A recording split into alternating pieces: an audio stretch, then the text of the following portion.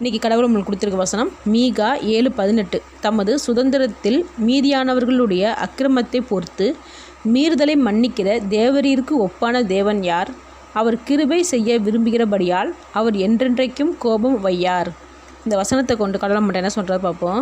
இந்த வசனத்தில் தேவன் நம்மளோட தப்புகளை நம்ம திருத்திக்கிறதுக்கு நேரத்தை கொடுத்து அது வரைக்கும் நம்மளை தண்டிக்காமல் பொறுமையோடு இருந்து நம்ம மனம் திரும்பி வரும்போது அதை மன்னித்து எந்தவித கோபமும் நம்ம மேலே இல்லாமல் கிருபை செய்கிற தேவன்னு சொல்கிறாங்க.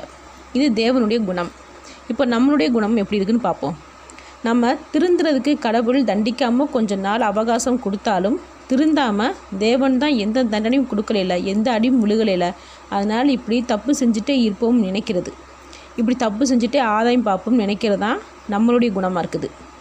அதுக்கப்புறம் கடவுள் தண்டித்து நம்மளை நல்ல பாதையில் கொண்டு வர நினைக்கும்போது தேவன் பக்கம் சாயாமல் தேவன் இப்படி என்னை தண்டிக்கிறாருன்னு அவரை தேடாமல் அவர் மேலே கோவப்படுறதான் நம்மளோட குணமாக இருக்குது. இருக்கிறதுலேயும் பெரிய ஆசீர்வாதம் என்னதுன்னா தேவன் நம்மளை மன்னிக்கிறது தான்.